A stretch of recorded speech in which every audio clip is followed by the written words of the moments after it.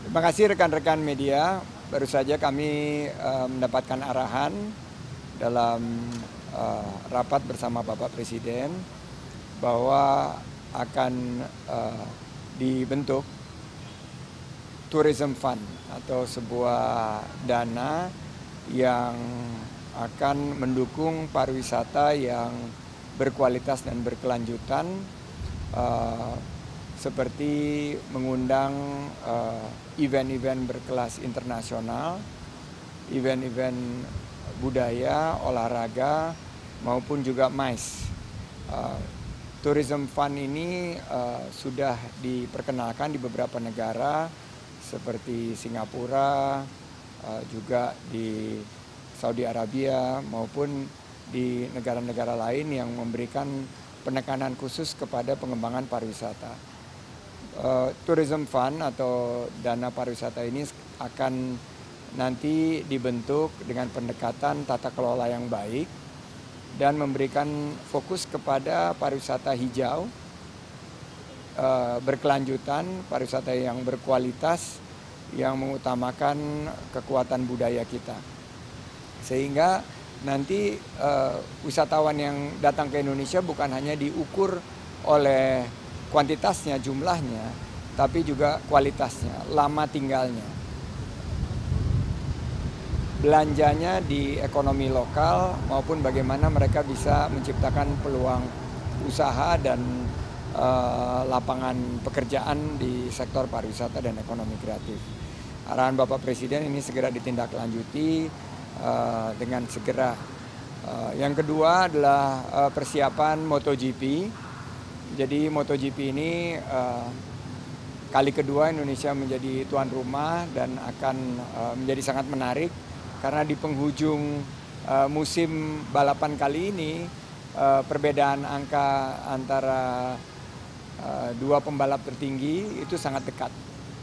Dan tadi kami mengundang Bapak Presiden dan juga seluruh masyarakat Indonesia untuk bisa meramaikan, mendukung MotoGP Mandalika yang dampak ekonominya tahun lalu hampir mencapai 3,5 triliun. Nah, ini yang kita harapkan mendapatkan perhatian luar biasa bukan hanya di Indonesia tapi juga dunia, dan secara kawasan perhelatan MotoGP ini tentunya sangat menarik.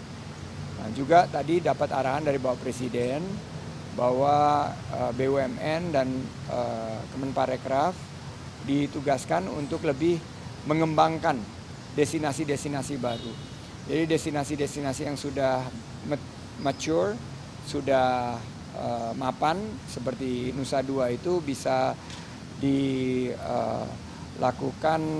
sebuah inovasi-inovasi agar tercapai ruang-ruang bagi pemerintah untuk mengembangkan 5 destinasi super prioritas lainnya.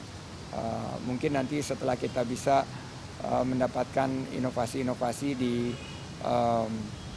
pendanaan untuk Nusa Dua, ini bisa digunakan untuk pengembangan Labuan Bajo, Mandalika, Likupang, dan harapannya juga 5 destinasi super prioritas, dan ada beberapa lembaga yang sudah mengelola seperti Badan Otorita yang ada di Kemenparekraf ini bisa lebih bersinergi sehingga akan lebih banyak investasi, karena tahun ini tema dari Hari Pariwisata Dunia atau World Tourism Day adalah Investment and Green Tourism. Jadi itu yang tadi kami laporkan, dan silakan kalau teman-teman ada pertanyaan. Sumber pendananya nanti akan dikaji, apakah nanti akan memakai dana abadi ataukah melalui, karena kalau kita lihat devisa dari sektor pariwisata itu adalah 20 sampai 25 miliar US dollar per tahun sebelum pandemi. Apakah itu nanti akan menjadi sumbernya dari sana ataukah dari sumber dana lainnya.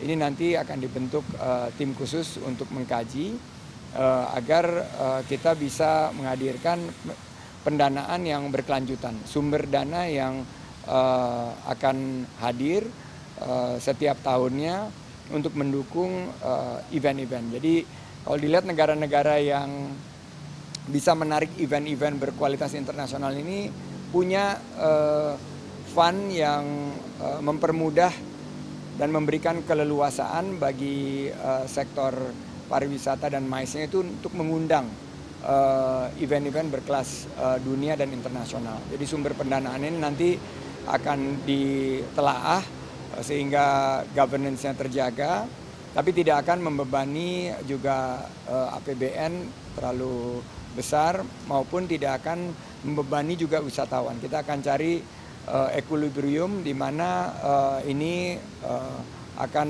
menjadi berkelanjutan, tidak memberatkan, tapi justru akan menambah kualitas dan aspek sustainability dari sektor pariwisata kita. Mungkin di awal cukup kita melihat di tahun depan targetnya ini akan dimulai tidak terlalu besar karena kita juga akan merevisi undang-undang pariwisata dan sekarang ada di prosesnya di DPR dan ini nanti akan dijadikan salah satu bagian daripada undang-undang pariwisata yang baru ini.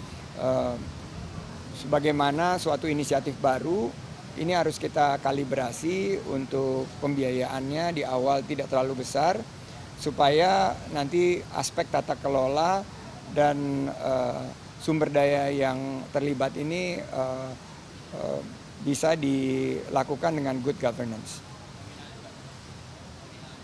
Nominalnya belum, tapi tadi angka yang dibicarakan itu sekitar 1 triliun rupiah.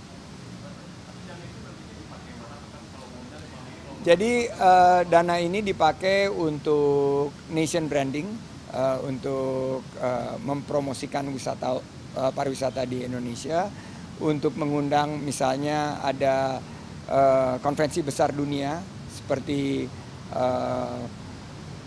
kemarin ada Water World Conference yang besar di Bali, besok itu bisa digunakan, atau kegiatan yang membidding event-event sport besar seperti FIFA World Cup,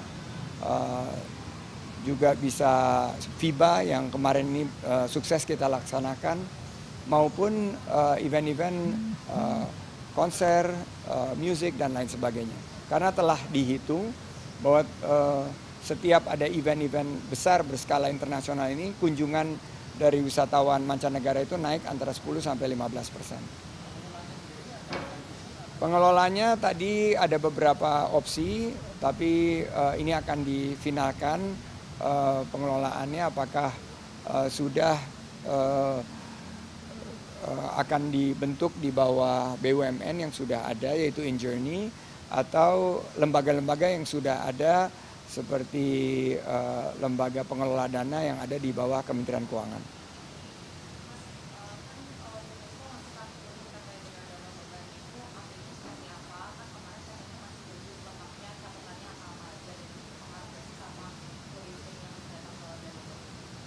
Ini pelajaran ya bagi kita ya, dan seperti alarm juga. Jadi salah satu yang diangkat walaupun kita masih tunggu penjelasan resmi dari UNESCO awal tahun depan, tapi yang terlihat adalah aspek sinergitas antara badan pengelola dengan pemangku kepentingan yang lain. Jadi kami langsung berkoordinasi badan pengelola yang diampu oleh Dinas Pariwisata Pemprov Sumatera Utara dengan kabupaten kota, dengan pemerintah pusat dan badan otorita. Jadi aspek untuk pembinaan dari masyarakat pelaku usaha untuk memastikan bahwa geopark ini statusnya tetap menjadi UNESCO Global Geopark.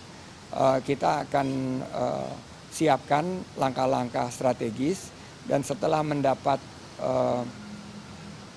lengkap dari UNESCO tentang hal-hal apa yang perlu kita perbaiki, kita akan siap dan mampu melaksanakannya. Salah satunya adalah mengintegrasikan antara badan pengelola komunikasinya dengan badan otorita.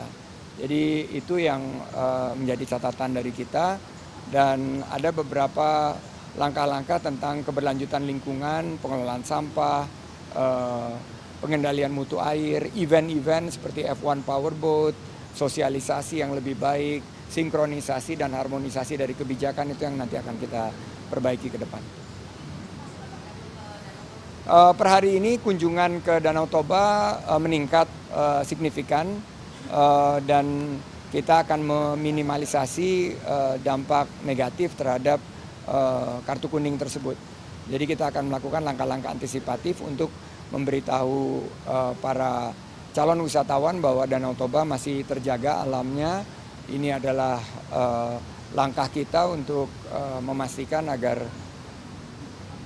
Danau Toba itu tetap statusnya sebagai UNESCO Global Geopark.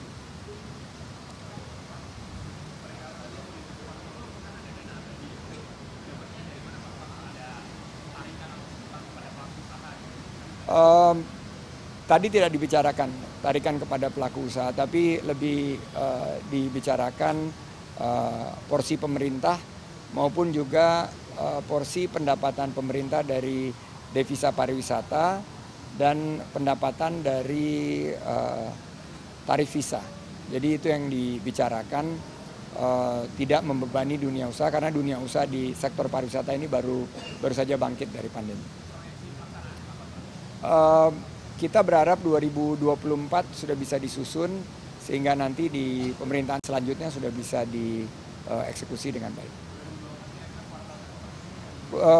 Penyiapannya ini mungkin di semester pertama, sehingga semester kedua ini bisa langsung diimplementasikan. Oke.